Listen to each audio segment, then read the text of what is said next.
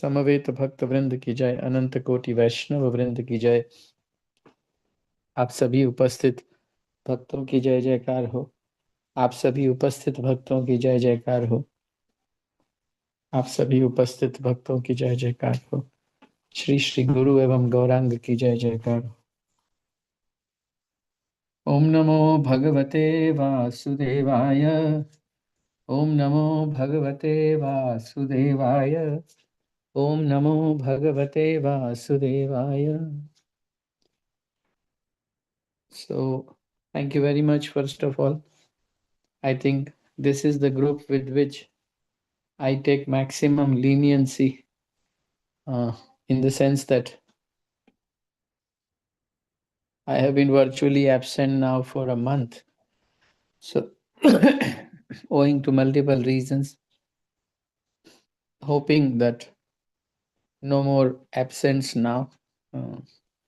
So, let us quickly resume to our classes and the topic.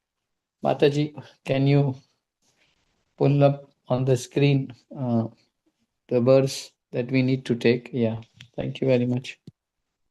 Just a second.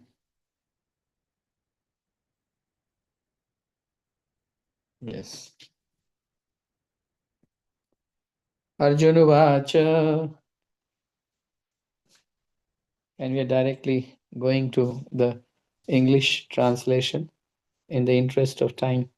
Arjuna said, the sun god Vivaswan is senior by birth to you. How am I to understand that in the beginning you instructed this science to him? Purport by Srila Prabhupada, Srila Prabhupada ki jai. Arjuna is an accepted devotee of the Lord. So how could he not believe Krishna's words? The fact is that Arjuna is not inquiring for himself, but for those who don't believe in the Supreme Personality of Godhead, for the demons who do not like the idea that Krishna should be accepted as the Supreme Personality of Godhead. For them only, Arjuna inquires on this point as if he were himself not aware of the personality of Godhead or Krishna, as it will be evident from the 10th chapter. Arjun knew perfectly well that Krishna is the Supreme Personality of Godhead, the fountainhead of everything, and the last word in transcendence. Of course, Krishna also appeared as the son of Devaki on this earth. How Krishna remained the same Supreme Personality of Godhead, the eternal original person, is very difficult for an ordinary man to understand. Therefore, to clarify this point, Arjun put this question before Krishna so that he himself could speak authoritatively. That Krishna is the supreme authority is accepted by the whole world, not only at present, but from time immemorial. And the demons alone reject him. Anyway, since Krishna is the authority, since Krishna being depicted by the demons who always try to distort him in a way understandable to the demons and and their followers, it is necessary that everyone for his own interest know the science of Krishna. Therefore, when Krishna, sorry, oh, okay, Mataji, yeah, very good. Therefore, when Krishna, one line I'm missing, I think.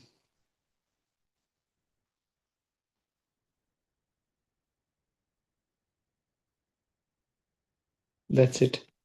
Just a second, huh? Just a second.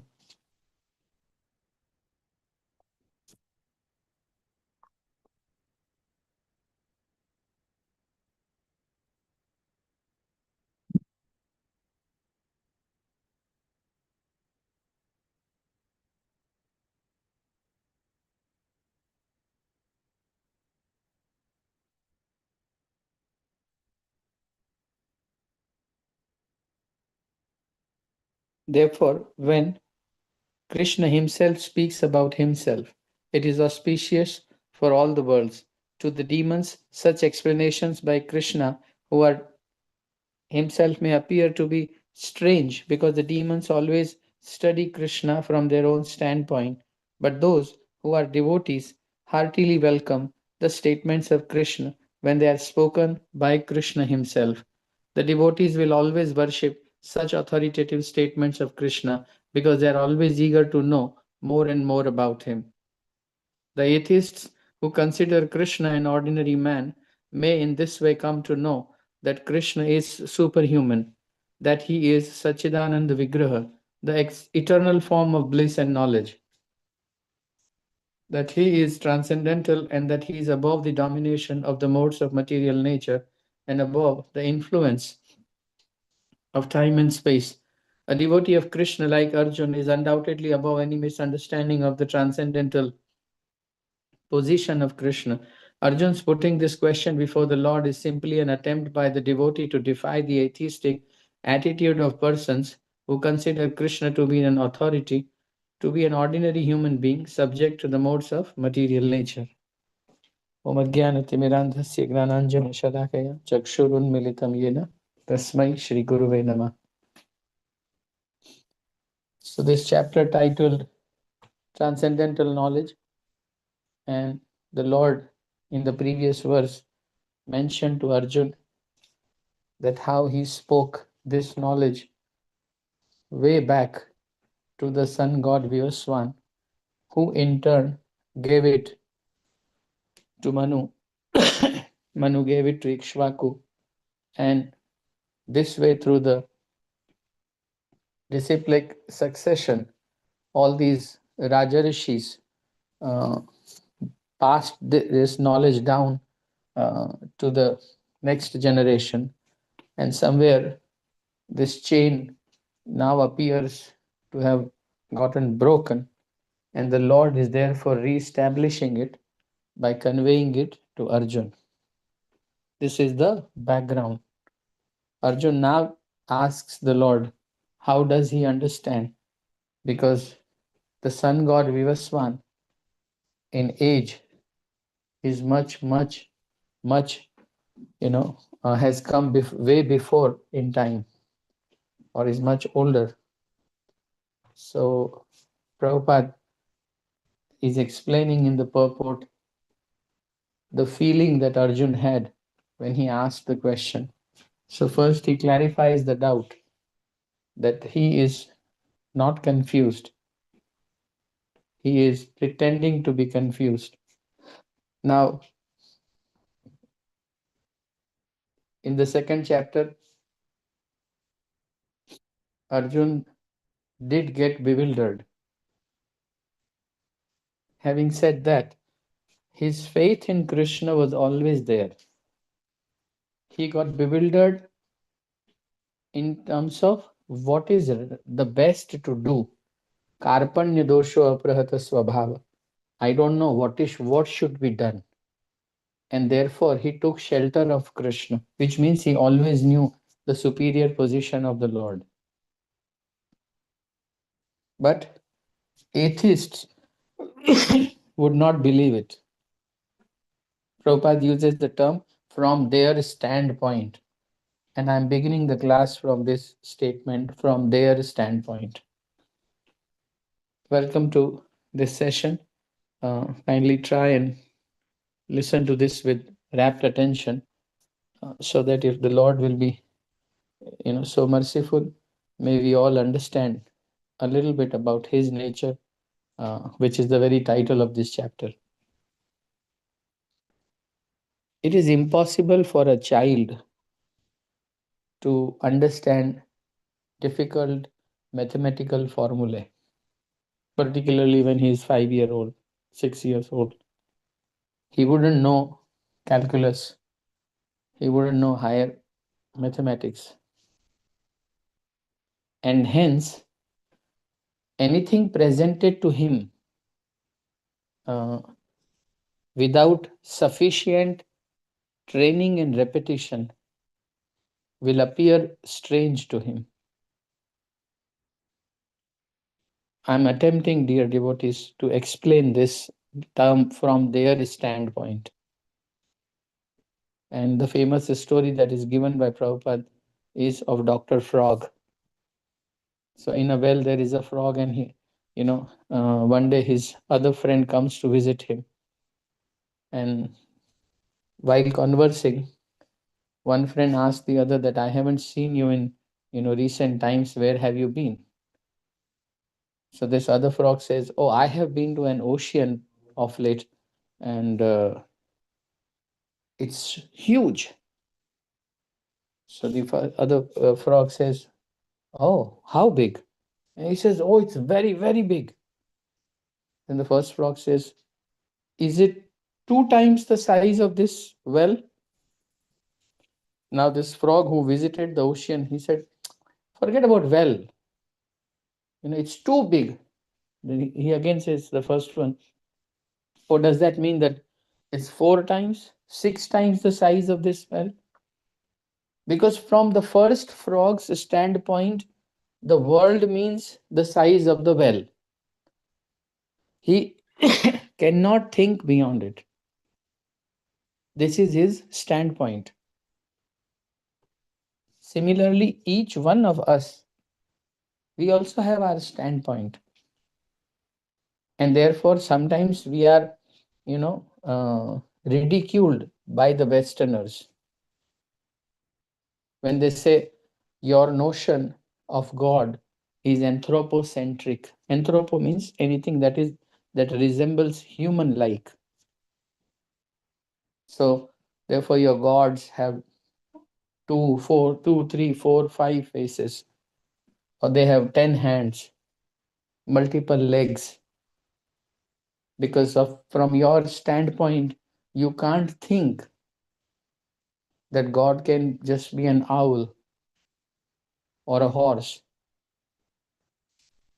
We visualize God as we think of ourselves from our standpoint.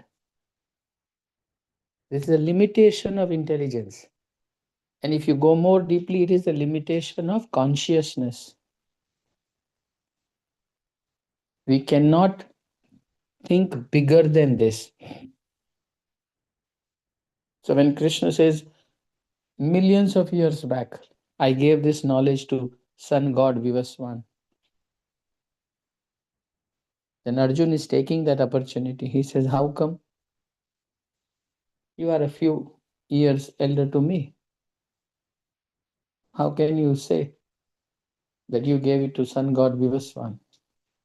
You weren't even born at that time. This is a limited standpoint or viewpoint.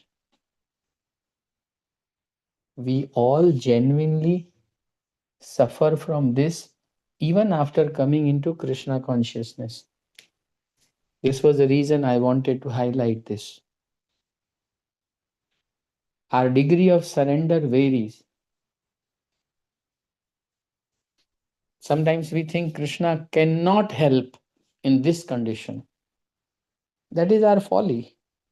Krishna can help anybody in any condition.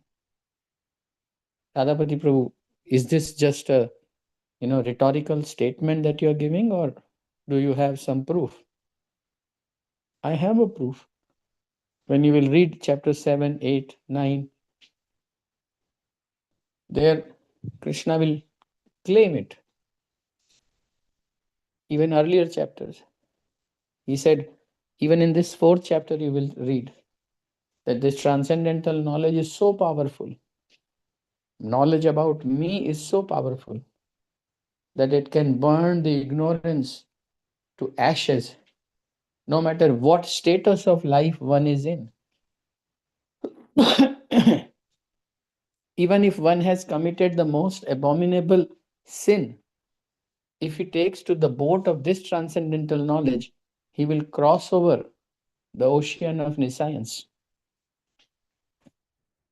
Krishna will make statements like that knowledge about him is so powerful. So knowledge about him can deliver one who has committed most abominable sin. Then why can't we be delivered? but we genuinely believe we cannot. We believe Krishna can't help us.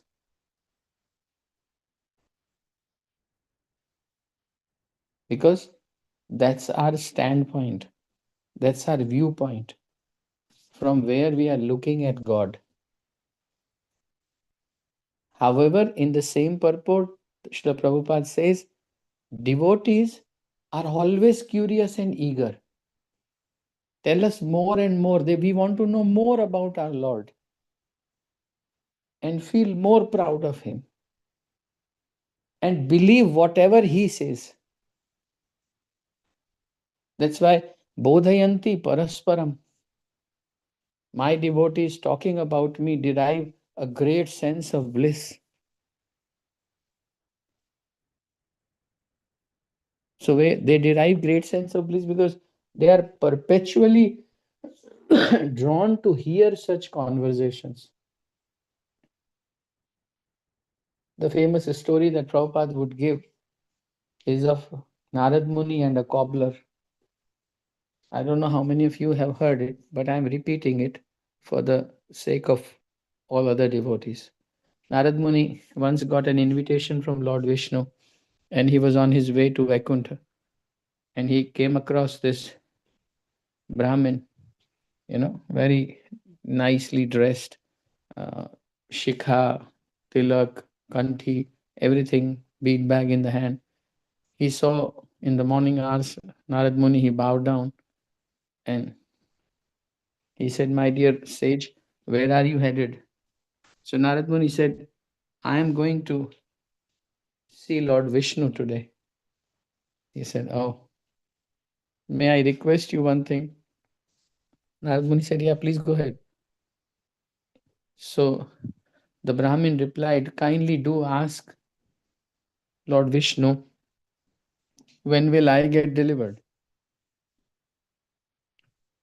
Narad Muni said, "Okay, no problem, I'll ask."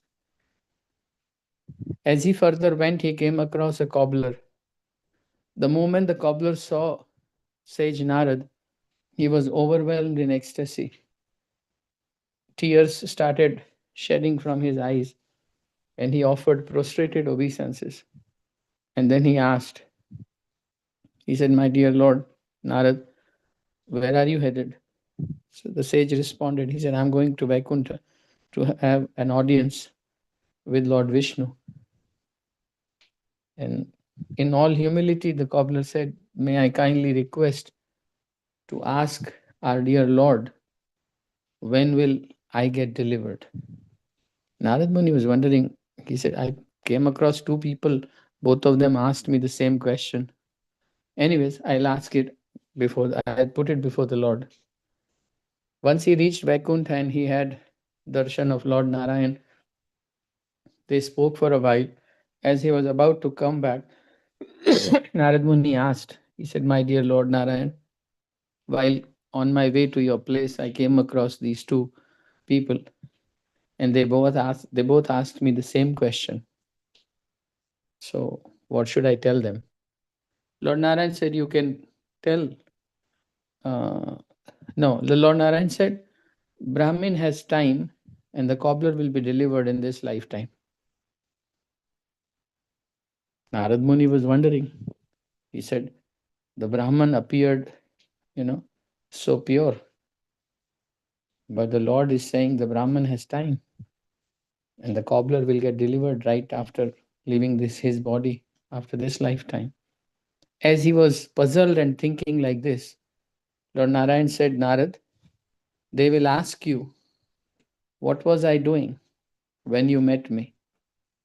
Please tell them that I was needling, as they say, sieving, I was needling an elephant through the hole of a needle." And Narad Muni said, "What?"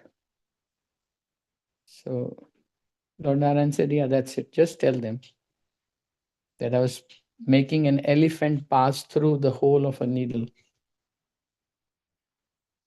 Narad Muni returned. He first again came across the Brahmin. No, he first came across the cobbler.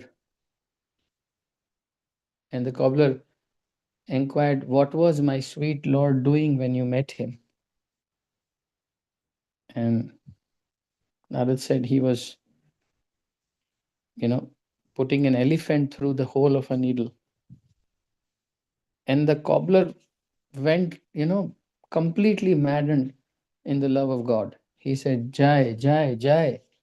Only my Lord can make it happen." Making an elephant go through the hole of a needle, only Lord Narayan can do it. All glories to Lord Narayan. Narad Muni was ecstatic seeing his emotions. He said, "Now I know why will you get delivered right after this lifetime." As he proceeded, he came across to the Brahmin, and the Brahmin asked, "What was Lord Narayan doing when you met him?" Narad Muni gave the same answer, that the Lord was making an elephant pass through the hole of a needle. And do you know what the Brahmin told Narad Muni? He said, "Narad Muni, please don't crack jokes right now. It's impossible to make an elephant go through the hole of a needle. Tell me what he was doing." Then Narad Muni said, "Now I know. Why do you have time?" Because from the Brahmin's standpoint, no one can make an elephant go through the hole of a needle. That's the standpoint. Such a limitation upon us. All our chanting, all our reading, attending to these classes, performing devotional service, observing vows and fasting, everything is ultimately to remove this limitation when we think of God. He can do anything, anything.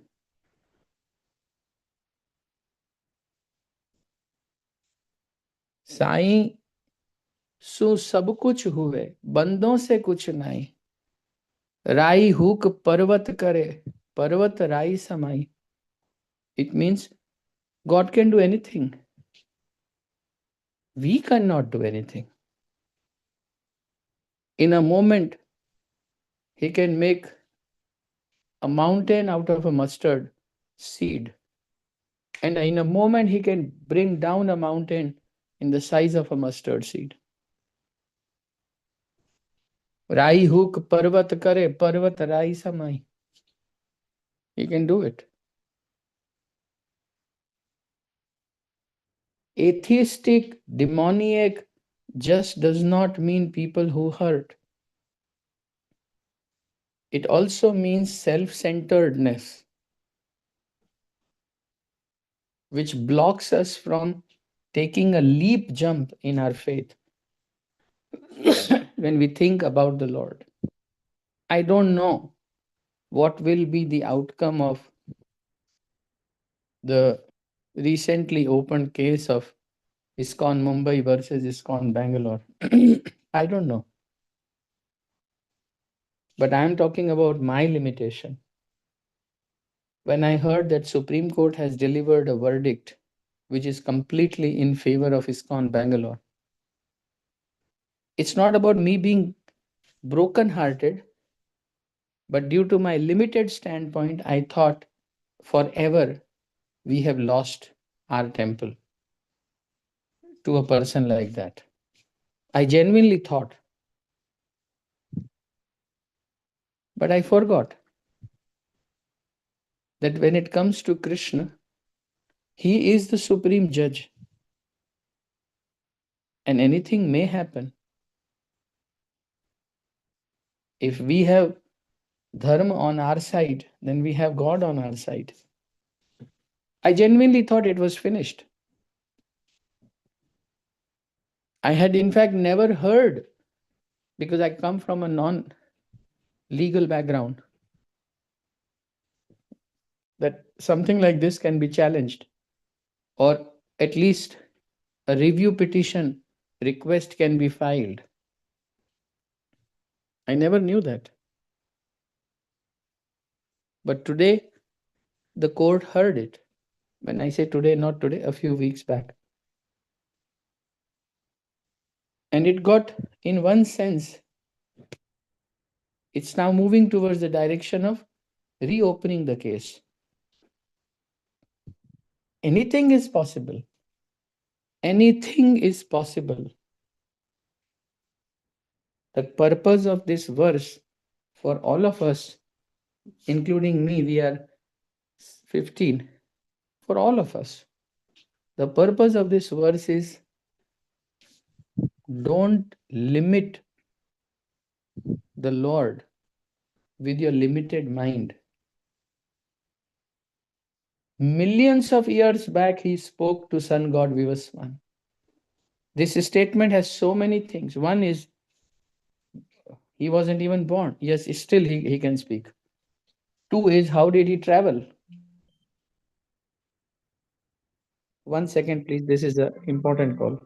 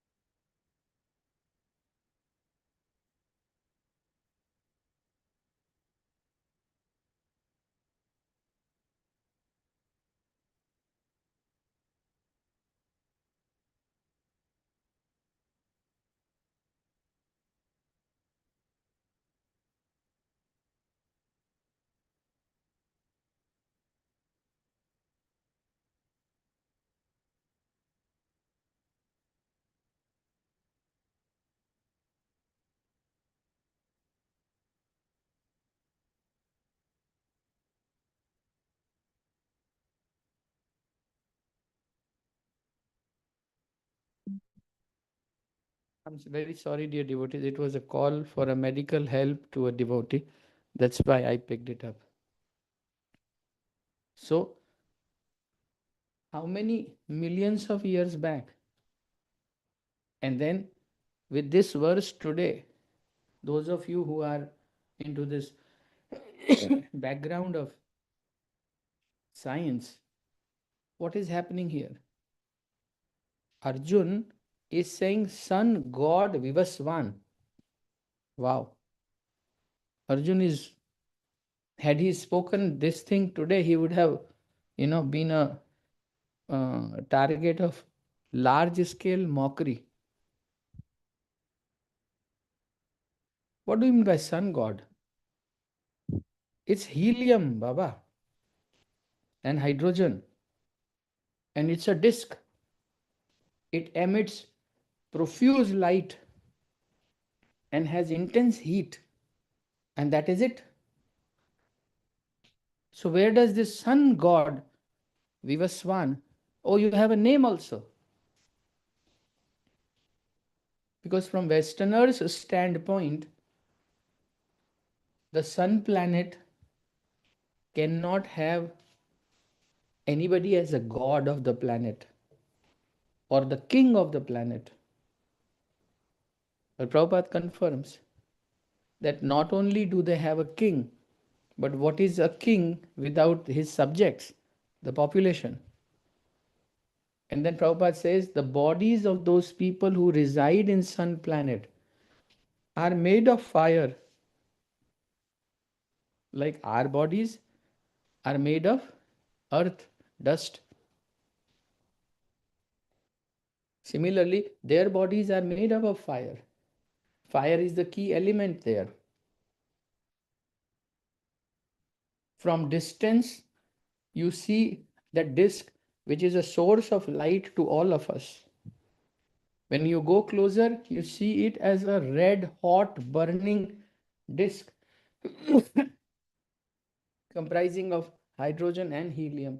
But when you enter it on the strength of not spacecraft, on the strength of consciousness,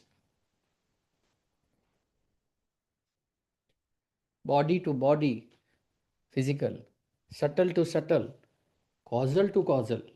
What does that mean? When you do something without any heart in it, then when the task gets completed, you don't feel the joy. You say, chalo, picha chuta. Because it was body to body. When you put some heart in it, the degree to which you have put your heart, you will feel happy. When you do it as a part of dharma, that it should be done whether I like it or I don't like it, then it's a causal connection. At that time, your experience is completely different. Because then your happiness is not dependent on your liking or disliking. It is born out of a sense of duty. That's what I mean by consciousness.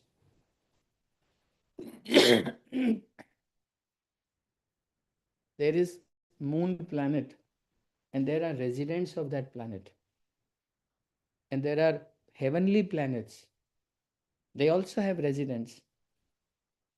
When you acquire a certain type of consciousness, then you get access to that realm of existence.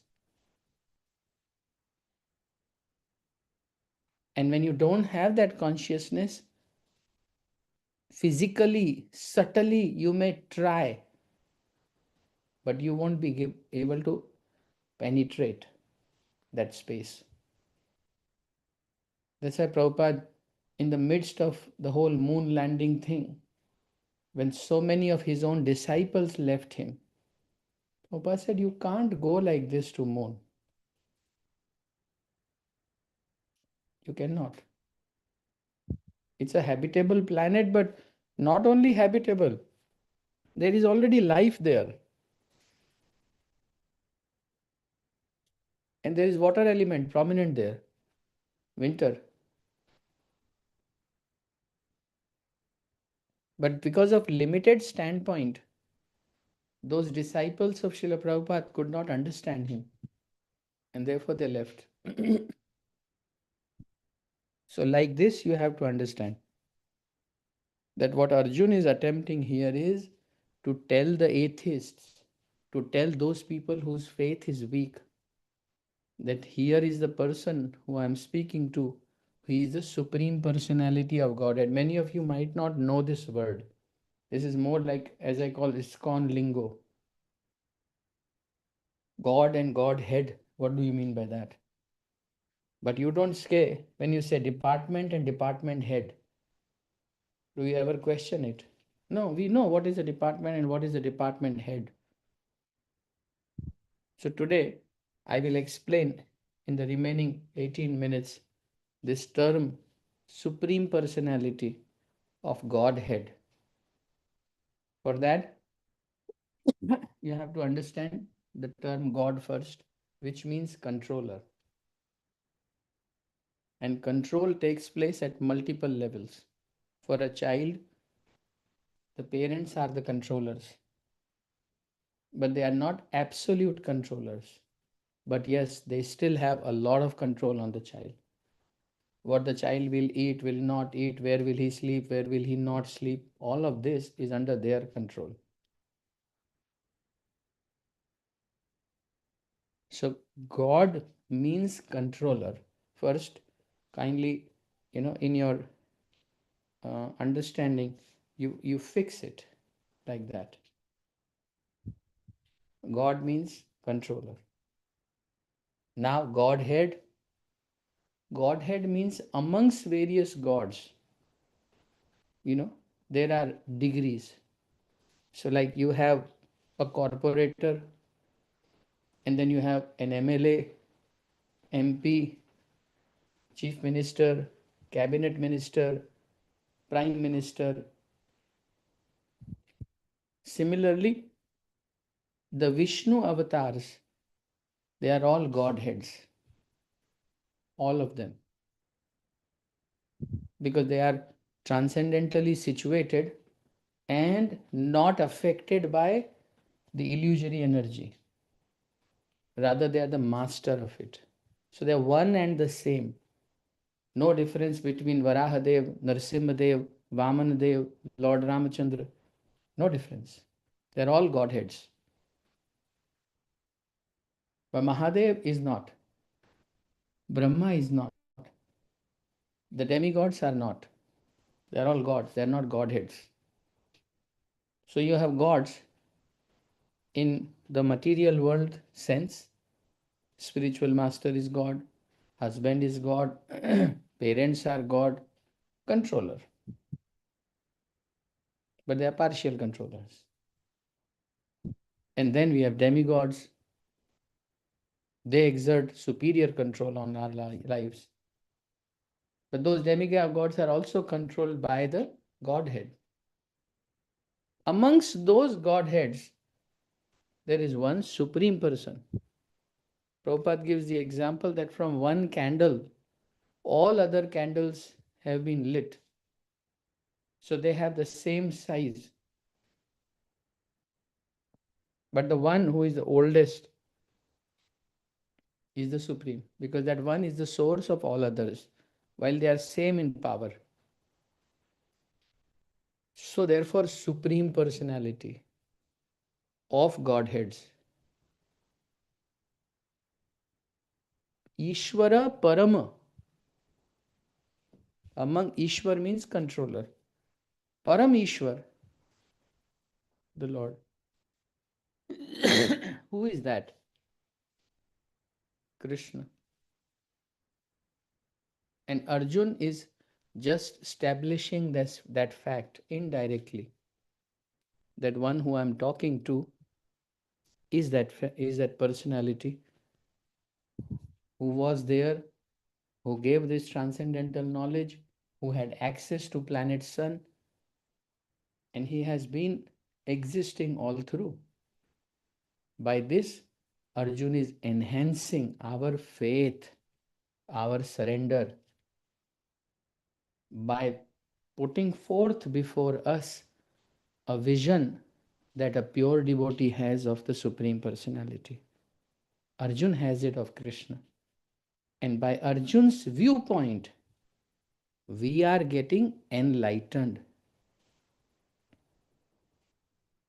So you put on the glasses by which Arjun looks at the Lord. Then you will also see the Lord as Arjun sees the Lord. This is the beauty. So Prabhupada, in this whole purport, is just trying to convey, don't have a limited viewpoint like atheists have, like demons have. They can't believe. Have a viewpoint which is of devotees who are always eager to hear more and more about the Supreme Personality.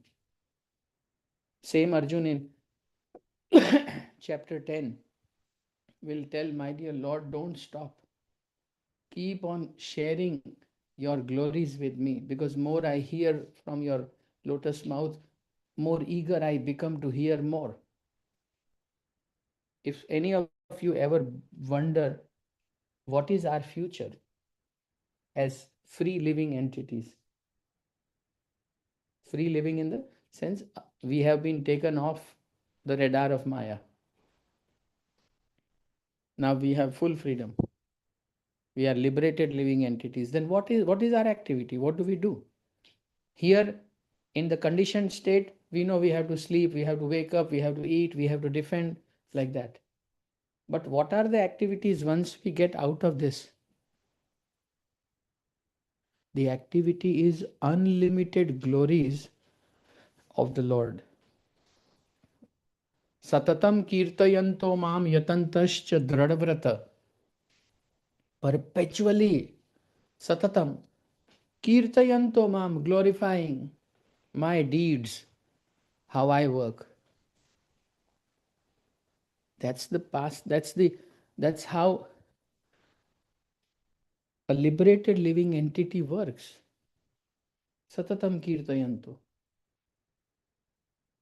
You see, now all your previous notions that you might have had about spirituality, they are being shattered through these sessions.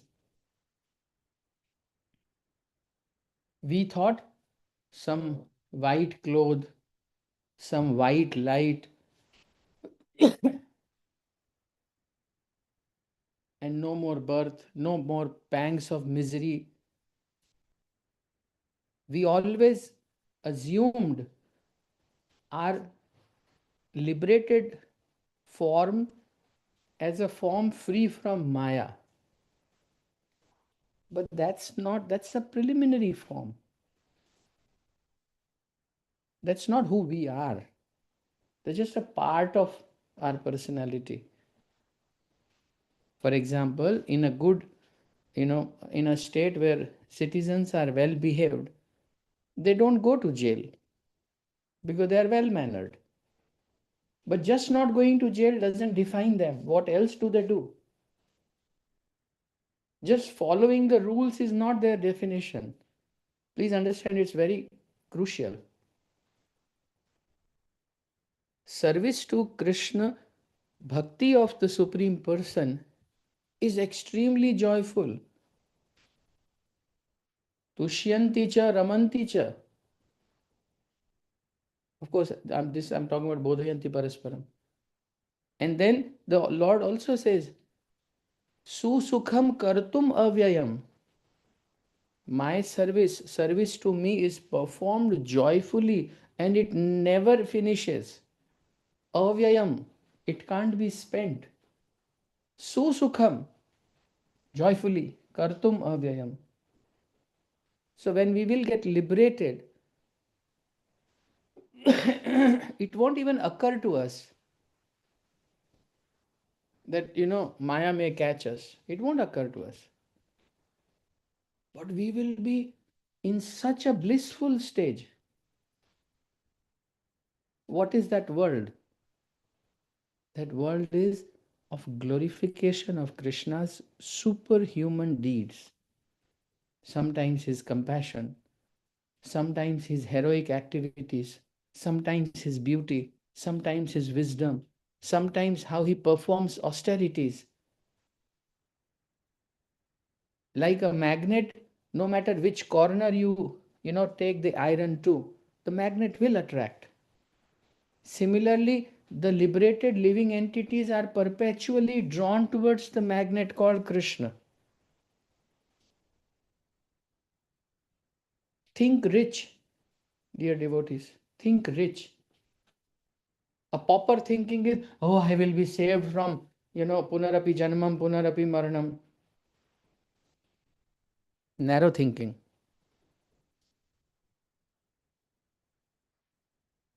When a devotee was asked, you will be offered Vaikuntha when you will leave this body. And there will be such beautiful gardens. Hear this out carefully. And there will be fountains and beautiful apsaras dancing and great music and, no more harsh winters, no, nothing. How would you feel? And do you know what the devotee said? का करूं ऐसे वैकुंठ को जहां ना नंद Jahana Jasoda, Jahana Gopin Gwar ki der. What will I do with such a Vaikuntha? Where there is no Nanda Baba, there is no Mother Jasoda, there is no mention of Gops and Gopis, there is no mention of Jamuna, there is no mention of Giriraj. So we don't, not only, we should not care for that the miseries will end. We don't even care for this, where we will enjoy. Our only joy is happiness of Krishna. That is the state of Paramhamsa. They are perpetually blissful, glorifying the deeds of the Lord. Krishna is our hero. That's what the Gop friends say. They can't live without him. They don't know anyone else but him.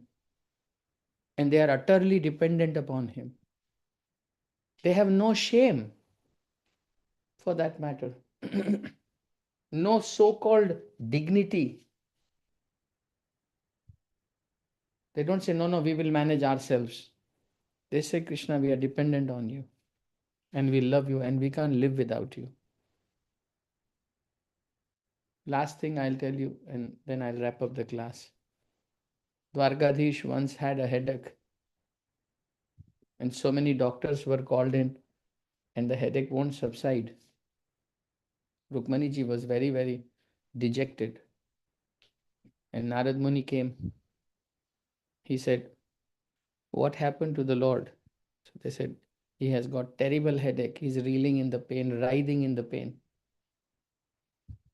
So Narad Muni said, my dear Lord, you know everything, so I'm sure you know what is the remedy. So Dwarkadhish said, Narad Muni, the remedy is, if from somewhere I can get the dust of the lotus feet of my devotee, my headache will go away. Narad Muni said, oh, okay. And Krishna said, you are my devotee. Can I get the dust from your lotus feet? Narad Muni said, no, my dear Lord. Putting my foot on your head is a sure shot guarantee that I will glide into hell perpetually. I will never come back. If I put my foot on your head, think what will happen to me. He said, why don't you ask others? Narad Muni asked the queens. They said, forget it. We always aspire to have his lotus feet on our heads. How can we do the opposite? We will go to hell. Narad Muni went to Hastinapur. He asked Pandav. They all were very, very concerned. But they also couldn't do it. After a lot of search, when he was advised to go to Braj, then Narad Muni reached Vrindavan and the gopis surrounded him. And they said, how is our Dwarkadhish? They didn't say Dwarkadhish. He said, how is our Krishna? Because they don't know anybody else as Mathurapati or Dwarkapati. They only know the Lord as, the youthful Nandalal. And Narad Muni mentioned that he has a headache and there is only one remedy. So they said, please tell us, what is that remedy? So he said, Lord has said, if one of my devotee, if I get the dust of his lotus feet, my headache will be cured. You will not believe, dear devotees, then and there, all of them, they just, took off their slippers and rubbed their sole of their feet and took out dust. And they said, here it goes, Narad Muni. Please take it and ensure that Krishna gets cured immediately. So Narad Muni said, you foolish women, don't you realize what are you doing? The moment this dust touches the Lord, your future is ruined. you will be rotting in hell. And the gopis responded. They said, if it guarantees that it will take away his headache, so be it.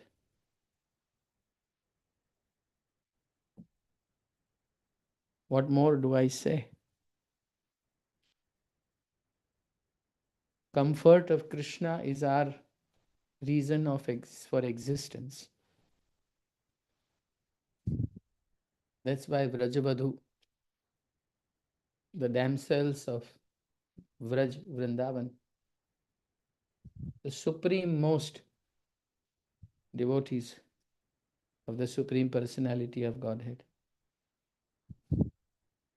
they are not afraid of their gati.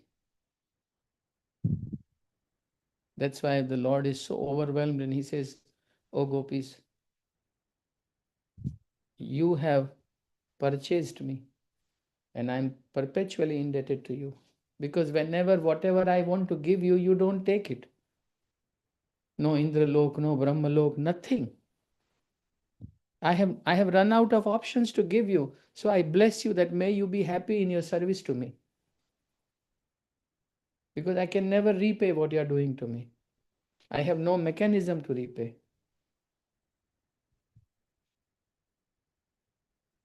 So that's the state in which a liberated being resides.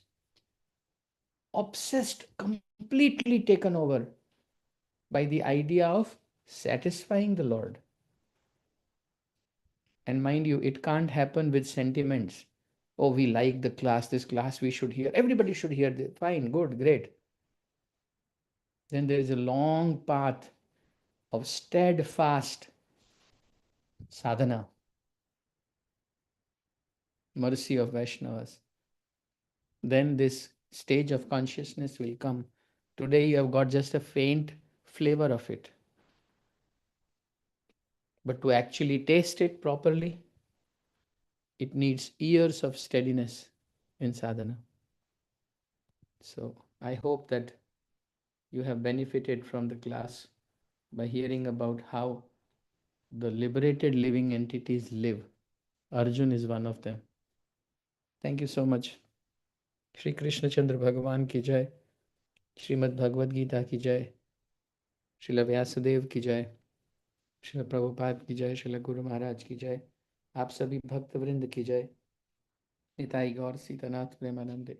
One request, next Saturday, the class will be there, so kindly try and be present to take advantage. Thank you so much. Hare Krishna. Dhanavad Pranam. Hare Krishna. Hare Krishna. Hare Krishna, Prabhuji. Thank you so much. Pranams. Hare Krishna Prabhuji, Pranam.